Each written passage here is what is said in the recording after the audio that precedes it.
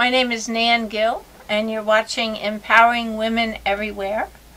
And today our host is Nancy Schneider. She's an attorney in Washingtonville, New York, but she has a whole history of things that she's done before and things that she's working on now. So we're here to talk to her. Hello, Nancy. Hi. Before, during, and after, I think it is. Yes, it's called Before, During, and After. Yeah. So she actually is a graduate of the Rhode Island, University of Rhode Island. And then she got her master's in education at New Paltz, and then decided to go to Pace Law School. And she graduated with her Juris Doctor. Yes, I did. Back in... We have to 1982, I think. Yeah. Yeah. And then I met you shortly after that. That's right. Yeah. I think we both started working in our jobs about that time. About that time, right. Because I started the title company in #84. Yeah. And I was your first client. Yes, she was. When no one else would see me, Nancy saw me. Not true. I mean, not true that I didn't see her. I saw her, but that wasn't her first client. Oh, okay. So at any rate, so what made you decide to go to law school?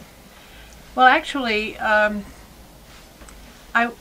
went to get my master's in environmental education because I felt that the further away that you get from Earth, the less you respect it. And I wanted to be able to teach children the value of the environment. Mm-hmm. And I did graduate, and I learned some wonderful things. And then when I tried to get a job in the environment as a teacher, a lot of the funding had dropped, and I couldn't really get a successful job. So I said, why don't I just go to law school, which was a fool's comment. But I did. I applied to law school, and I got in. I actually got a phone call the day before school started. And I went to Pace, and I took as many environmental courses as I could, because then I thought, well, if I can work in the law, I can help even more people. Right, exactly. It expanded your ability to make a difference. Right. So I started off as a regular practitioner in law, but I put it out that I could do environmental things. But during those years, almost everything, unless you work for a corporation, almost everything was grassroots. And what grassroots group has a lot of money when they're starting up? Right. But I did a lot of volunteer work. I worked on the Wallkill Valley Land Conservancy. I was a founding member of a lot of the boards on the Orange County Trust, and as I said, the Wallkill River Land Conservancy or Land Trust, and then there was another one, the Orange County, It must be here. We can Let's cut that. Orange Environment, I'm sorry, that's it. And then I was Orange, I worked with Orange Environment. Yeah, pretty much everybody did through the years. Yeah. And I was familiar with Spark and went to some of their, some of their meetings and so on. And it just got to the point where I couldn't just practice environmental law and make a living. Right. So I started taking courses, more courses, and I took assignments in family court, and built a private practice on real estate and general practice, and that's how I pretty much did it. I did have a couple of interesting cases, environmental cases. One was fighting the Marcy South line, and I represented with another gentleman a case that was heard in St. Lawrence County. Mm-hmm. So that was fun. But the individuals that we represented really didn't have enough money to pay lawyers, so we pretty much did it for free. Yeah. Yeah. Well, That's the case. I mean, for the most part, these large corporations that are making a difficult time on the environment have the funds to be able to fight. Right. And the individuals who are trying to make a difference have to do everything pro se. They do a lot of sacrificing, at least in the beginning. And I know that when the land trust started, the Orange County Land Trust started, There was a lot of learning and a lot of work to be done, and eventually it's quite a powerful organization now. Right, now it is.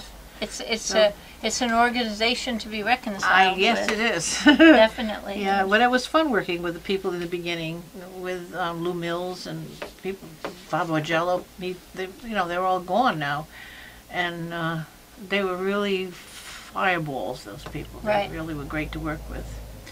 So moving on, you just have to do what you can do to help people and make a living. And make a living, Yeah. yeah. Because you can't donate all of your time, as I've come to learn.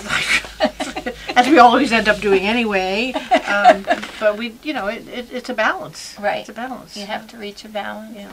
So then you began working as a guardian at Lytton and some of the court appointments. I took courses in what they call Part 36 or Article 81 of the Mental Hygiene Law. And you can be assigned by judges to be, when someone has an elderly person that they think needs their affairs taken over and they're allegedly incapacitated, they bring a petition, and it's a full disclosure. The people are served and they know what's happening. Some of them have no clue what's happening, and others know, but they consent, and then others fight it. But it's very interesting. The court will appoint certain people who are qualified as the court evaluator, who's sort of like the eyes and ears of the court and interviews everybody, and then you can be appointed as the guardian for the allegedly incapacitated person, or you could be the attorney for them. And I've had some pretty interesting cases. It's all worked out. I did that until about 2012, and then there was a lapse. I don't know why there was a lapse. I just forgot to take a renewal course, or I took it and didn't register. Right, the papers. But I've taken it again. But you really enjoy that work. I do. It's a kind of work where you're out of the office and you're seeing the conditions that are in nursing homes and hospitals, and then seeing the families and what they're going through, and you pretty much get a feel for who's after the money and who's just after taking care of the person. Taking care of the person, yeah. Very interesting. Yeah. And you did some work with children's rights? That's another board that I was the founding member of. Yes, I'd never been anything but on that board. I didn't work for them and so on. But you were the founding member? One of them. I was a board member, yeah. That was quite a while ago. Uh-huh. And the reason that organization was formed, because legal aid, who represents families and so on, if they've already represented one member of a family, they can't then represent another member. And children were being left out. Okay. So children's That's why rights, you worked on forming that organization. Right. They were formed. They were given a grant to form in order to represent mostly the children. The children. Obviously, Children's Rights Society would be for the children. Yeah. Yeah, it's a good organization. That's a wonderful organization. Yeah. Definitely. Yep. And now you're getting back to doing that, the guardian at Lytton work. I did. I took a course and the procedure is that you take the refresher course or the course, and you get a certificate that you've taken it. Then you file the certificate, and then you get on a list that the judges who do this kind of work receive. I guess all the judges get master lists, and who's now available. Okay. I'm now on that list, and also as referee, which I've kind of done all the way through. So right. I'm back on the referee list too. So you do a lot of pro bono work through the courts as well for representing? Well, everybody is assigned to do pro bono work, especially matrimonials, and you end up, when you're doing family court work, you very often, I do anyway, I listen to the situation.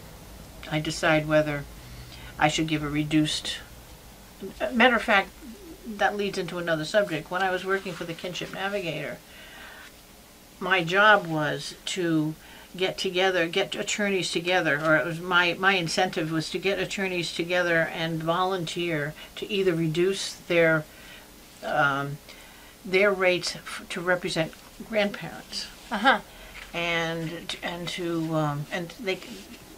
I had a list of quite a number of attorneys. It was during a process which my position was funded by a grant, and that was a good time. we got a lot of things done, and a lot of grandparents we helped, and so on. And I believe that Cornell Cooperative Extension, the RAP program, Right. Relatives as Parents program, is still maintaining a list of attorneys that'll do things for reduced rates. Yep. Yep. I was just speaking with Lucy Joyce the other day. Oh, sure.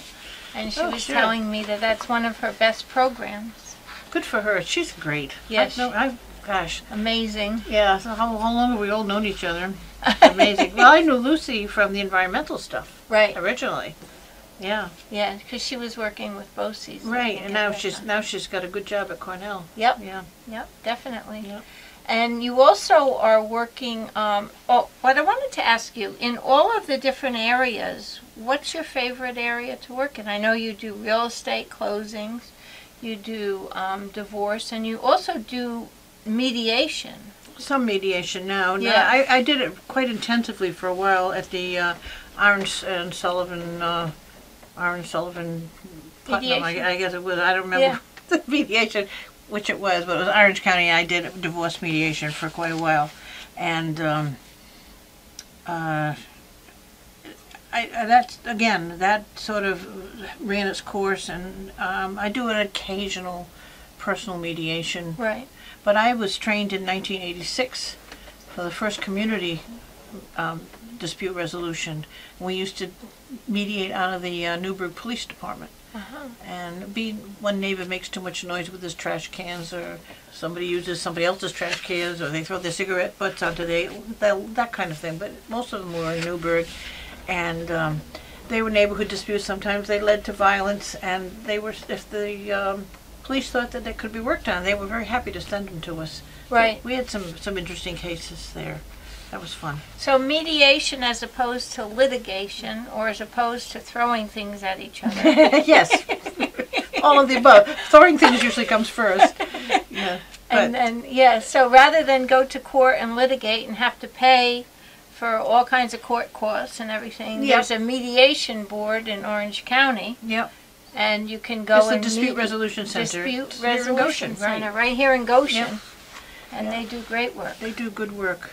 They have. They branched out. They do all kinds of different, not just for divorce. They do community. I think they do corporate now, and I don't know if they've ever touched environmental, but I know that they have a number of programs. And Donna Ramlow is now the head of the. Right. Roz used to be. Roz Magnuson was. Yes, she Yeah. was great. She got it started. She and Richard Mandel. Richard Mandel was the first. Matter of fact, he's the one that trained me in 1986 on the community dispute resolution. So I've known Richard also for a long time. So in all the areas that you've worked in, what's your favorite area? Hard to say. My love is the environment. I can't really work in it, so I inform myself as much as I can, and I pass the word as much as I can. Also, holistic healing and natural foods and so on. That's all a avocation, not a vocation. Right. The vocation would be I love real estate. I don't say that I don't enjoy family court or even doing divorces for people, but it gets so mentally wearing. It's emotional. And very emotional, and their lives are at stake. And it's tough, especially if you can't really help them. Right, and with children involved. Yeah, when children are involved, yeah. For a little while, I took assignments as guardian ad litem of children, but I actually got tired of having to ascertain what exactly did the parents coach these kids for when they went, and they weren't supposed to, but you could tell if you said to a little boy who was 4 or 5, and what else did your daddy or mommy tell you to say anything to them? Oh, yes, they told me to. Well, you know, Mommy told me to say that daddy drinks, that kind of thing. So I got tired of that. I did. You like honesty and truth. I just like to be straightforward. Yeah. Yeah. So that's it. And right now, the most recent thing that I'm involved in, I'm off these committees. They've run their course. And now I'm very involved in the Moffett Library, which is restoring. They have a huge bond that they floated and succeeded through the Washingtonville School District. They're expanding the library because the library was ruined during the 2012 hurricanes. Oh, I didn't know that. Yes.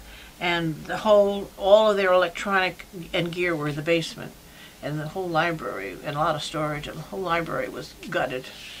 And the building still stands. Right. And we're renovating the new building, and we're putting an extension on. It'll be fantastic. There'll be a whole big meeting room.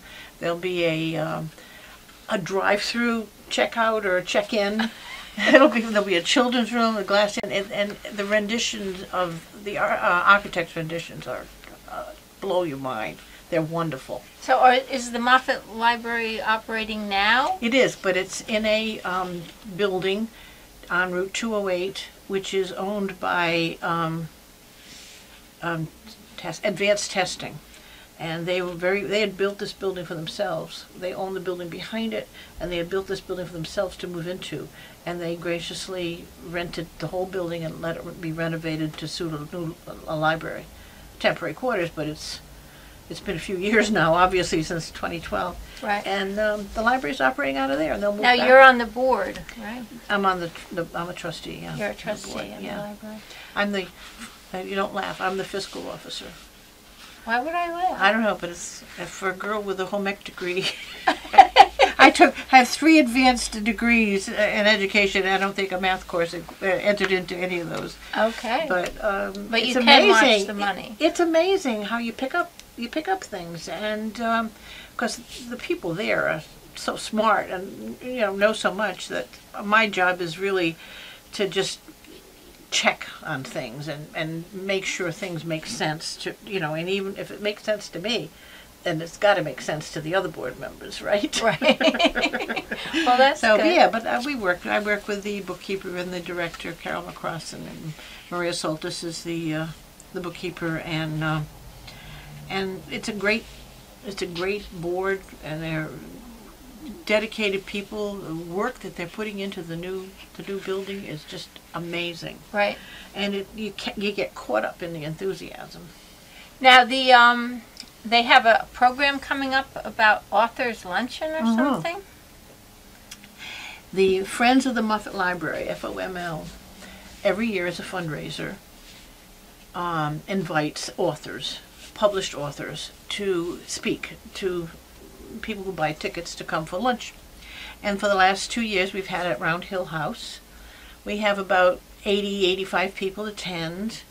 We've had the gentleman that wrote American Sniper, which I cannot remember his name of, I'm sorry. He lives in Warwick. And we've had some great authors come in, very entertaining, very interesting people. The whole idea of it is they bring books, or we buy some books from their publishers, and they're all for sale. Right. And then they are our speakers, and we have a great luncheon because Round Hill House is a very nice place. Now, if somebody was interested in perhaps going, it's going to be in April. It'll be Of April 8th.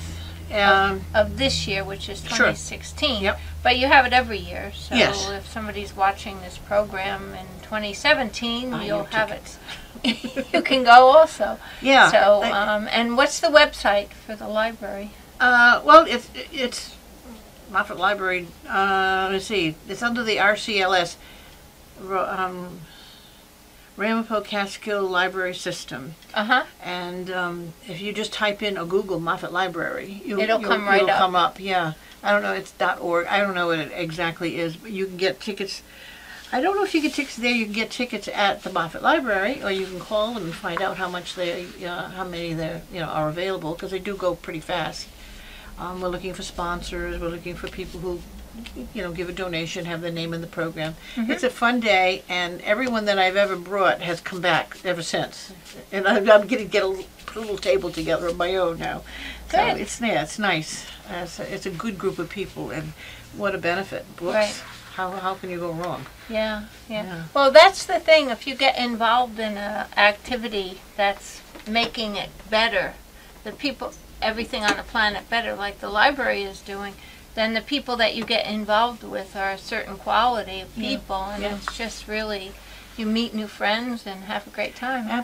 I met some new people that I'm astounded by their talent and their ability to just organize and stay on top of things, and their willingness to do it, because obviously we don't get paid for it. Right. and you know, I'm very pleased to be part of it. I'm lucky because I was appointed to fill in a position, and I'll have to run next time. Oh, okay. I'll have to be elected next time. So I think that's 4 or 5 years away. So I'm not too worried about it. But I like it a lot. Yeah. Okay. Speaking in terms of children's rights, and we're all familiar with what's happening with the refugee situation.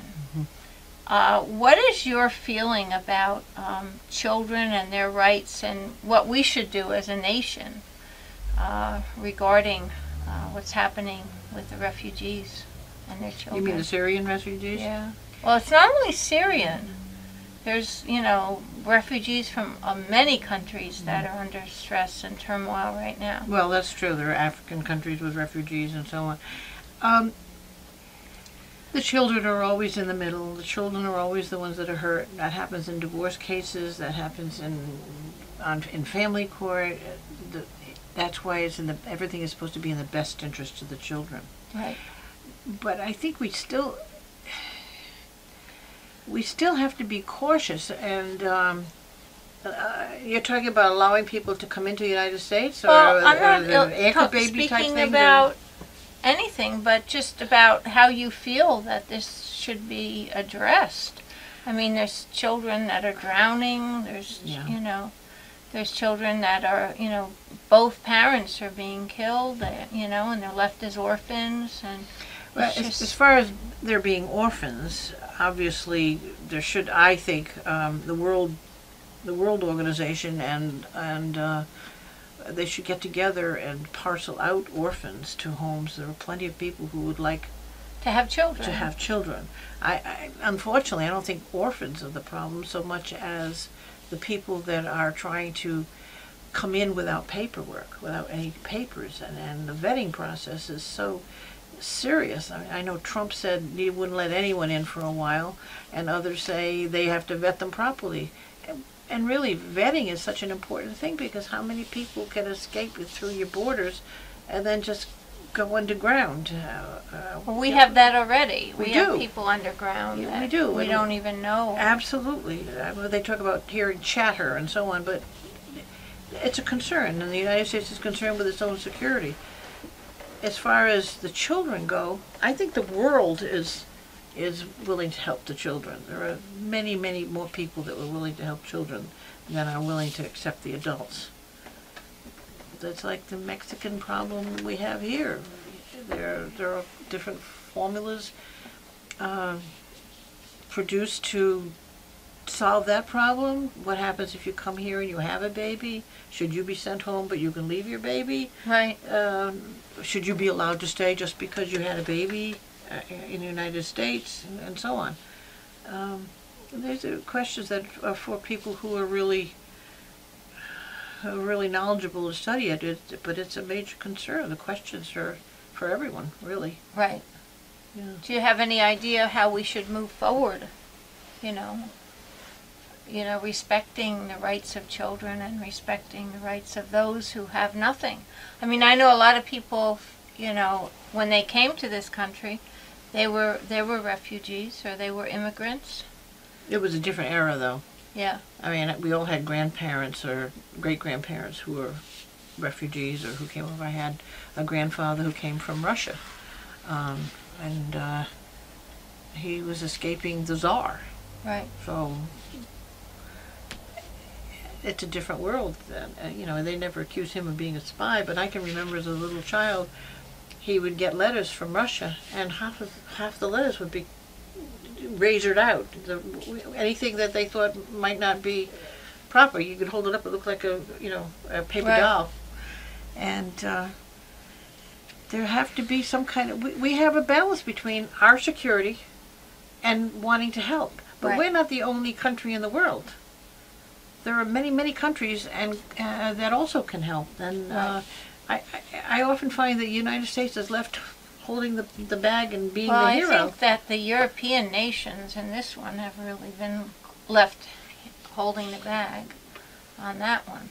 On the children issue? On everything. I mean, with getting people in, they've taken in so many refugees. They've taken a lot of refugees in, that's right. And you know, Germany and Sweden and France and and what happened in Germany and at the fair in Cologne just, you know, really points at the fact that people have to be vetted.